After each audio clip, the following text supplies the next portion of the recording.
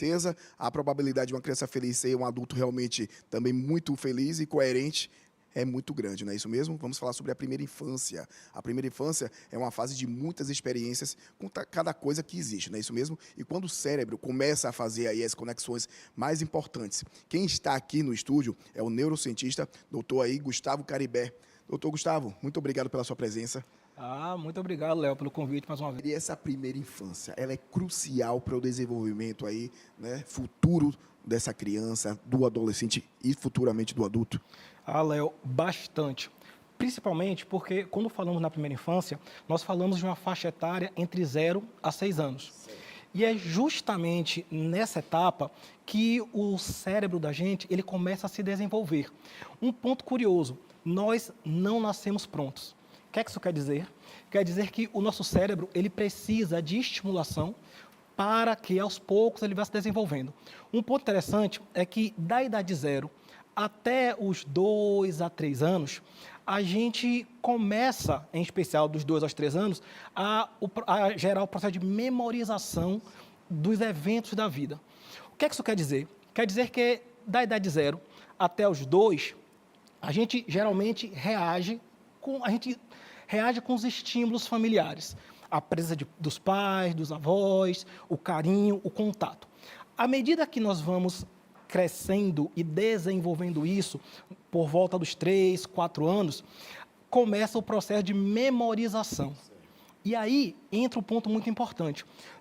A título, nós temos 2 tipos de memória que nós avaliamos, que são as memórias do tipo explícita, que é aquela que eu me lembro, que eu sei que sei, e tem uma memória implícita, que é aquela memória que eu não sei que sei, mas eu sei. O ponto curioso, Léo, é que durante essa primeira infância, a memória explícita, que é aquela que eu sei, ela só vai passar a se desenvolver depois dos 3 anos, justamente com o desenvolvimento do neocórtex, que é essa região aqui do cérebro, né? Essa região da frente, da testa. E aí, à medida que ela vai se desenvolvendo, nós passamos a memorizar e lembrar eventos vividos. No entanto, quando na gravação, no vídeo, a moça fala, olha, é importante para que a criança ela cresça com o sentimento de que ela é bem querida, que ela é amada. Isso é importante porque a outra memória, a implícita, é uma memória do tipo emocional. E aí o curioso é que essa memória ela está relacionada com uma região cerebral que se desenvolve mais rápido que o córtex pré-frontal. Moral da história.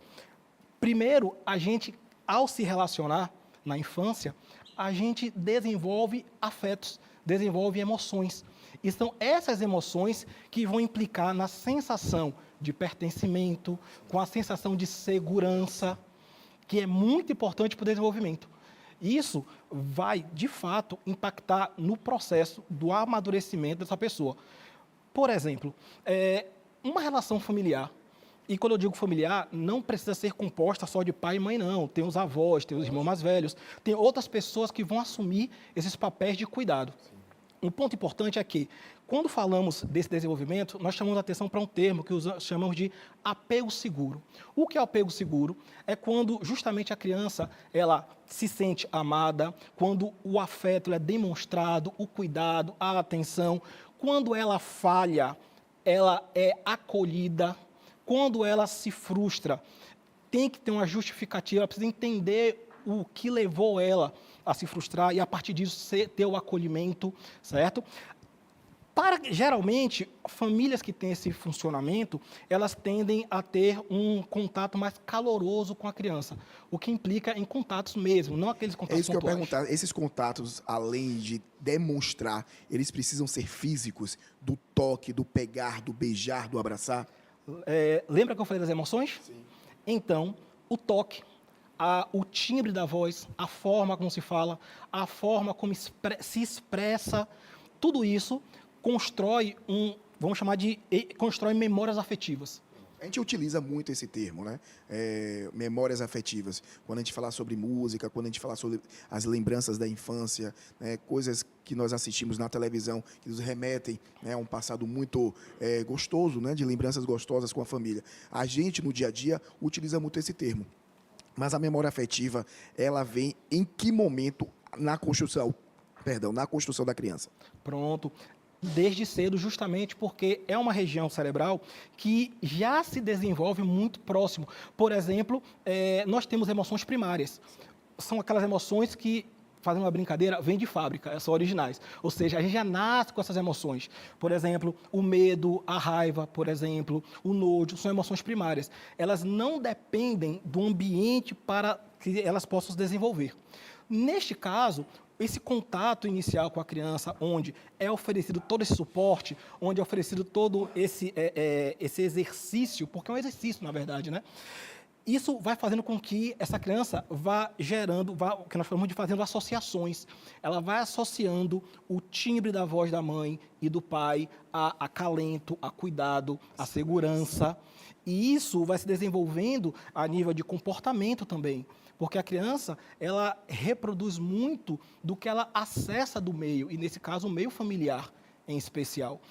Estamos vindo agora de um período de pandemia onde a relação entre os pais e as crianças se tornou mais intensa, justamente devido à política de isolamento. Convívio, né? Exatamente. Então, a forma como esses pais interagiam, reagiam, tudo isso contribuiu para esse desenvolvimento emocional da criança.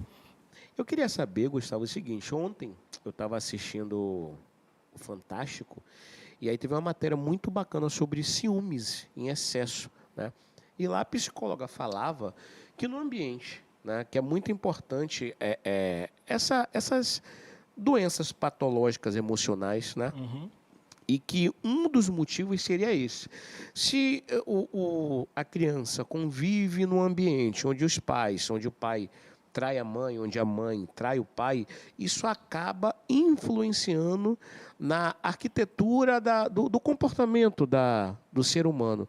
Sim. E eu queria que você falasse disso. Então, quer dizer que as questões externas acabam influenciando na construção do caráter da pessoa? Sim, olha que curioso. Quando falamos com relação ao caráter, esse está muito relacionado à personalidade. A personalidade, ela é desenvolvida, ela é construída. O que quer dizer? Quer dizer que a gente não nasce com ela. A gente desenvolve ela ao longo das relações que vamos estabelecendo no decorrer da vida. Relações familiares, relações de ambiente, como na escola, na vizinhança, na rua, no prédio, todas essas relações, elas vão meio que montando a nossa personalidade. Basicamente, a personalidade, de forma bem resumida, a personalidade é a forma como eu me vejo, como eu enxergo o mundo e como eu projeto o futuro. Trazendo para o processo do desenvolvimento infantil, na primeira infância, famílias onde os pais, eles dão atenção, valorizam, interagem, e conseguem estabelecer uma relação entre punição e o comportamento que é inadequado. Porque o que acontece? Muitas vezes a criança é punida e não sabe por quê. Então, os pais precisam apresentar para que ela entenda o motivo da punição e, a partir daí, ela possa adotar um comportamento de correção, não repetir mais aquele comportamento inadequado. Porém, quando esses pais, essa família, né, vamos chamar a família, quando essa família ela não dá a devida atenção, aí nós temos um problema. Por quê? Porque tem padrões de famílias que tendem a ter uma postura um pouco mais ríspida, mais exigente, mais crítica. E isso, Alex, gera um senhor problema, porque a criança ela começa a ter medo de falar o que sente, de ter medo a expressar as emoções. Até porque, nesse perfil de família, nós temos um comportamento mais frio, mais distante, mais indiferente. E essa rigidez vai fazendo com que essa criança não entenda as emoções dela, não entende o que ela sente, não consegue nem nomear o que ela está sentindo.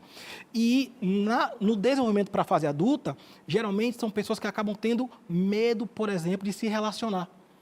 E aí, qualquer relação, o adulto, ele começa quando percebe que está no envolvimento, ele salta fora do barco, ele pula fora. Por quê? Porque ele tem medo de se relacionar, porque, para ele não teve contato com isso, ele não teve contato com as emoções. E as emoções passam a ser algo perigoso, justamente porque ele se vê como vulnerável. Já um outro perfil de família é um perfil que gera um padrão mais ansioso. O adulto ele fica ansioso, por quê? Porque ele tem uma família que é muito instável. Então, o que é a família instável é uma família que pune e não justifica o porquê, o motivo da punição. É uma família que é extremos dos amores, né? Tipo assim, quando ama, ama muito, mas também quando está com raiva, está com muita raiva. Então, a criança, ela fica presa nessa ambivalência e ela não consegue entender como se relacionar devido a essa instabilidade. Então, vai gerando um perfil mais ansioso, onde ela sempre fica na expectativa que o outro vai abandonar, que o outro vai tratar mal, que o outro vai fazer qualquer coisa com ela que gere sofrimento. E aí, na fase adulta, nos relacionamentos, é aquele bom e velho ciumento. Certo. Isso pode acabar desencadeando uma futura depressão no ser humano? Sim, O sim. ambiente onde ele vive, por mais depois que ele saia daquele local, vá para um outro local, isso acaba podendo desencadear uma futura depressão? O que acontece? O nosso desenvolvimento, ele é associativo e acumulativo. Então, à medida que a gente vai vivendo, vai se relacionando, nós vamos depositando um pouquinho de cada pessoa, de cada lugar por onde passamos e com quem nos relacionamos. O curioso, e aí a nível problemático, digamos assim, é, por exemplo, quando alguém tem você citou a questão do ciúme, né?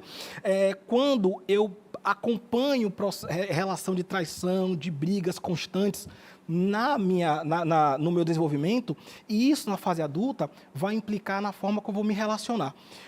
Pode, de fato, desenvolver uma psicopatologia? Sim. Por quê? Porque a ansiedade, por exemplo, ela pode se tornar patológica. Ela pode se tornar uma ansiedade de uma preocupação exacerbada do medo do que o outro pode fazer. E aí a pessoa ela acaba adotando um perfil mais controlador. Ela quer controlar. E o maior problema, Alex, do ansioso é que ele quer controlar tudo. Só que tem um problema ainda maior. Quando o ansioso percebe que não consegue controlar nada. É aí que gera o maior problema, principalmente nos relacionamentos amorosos.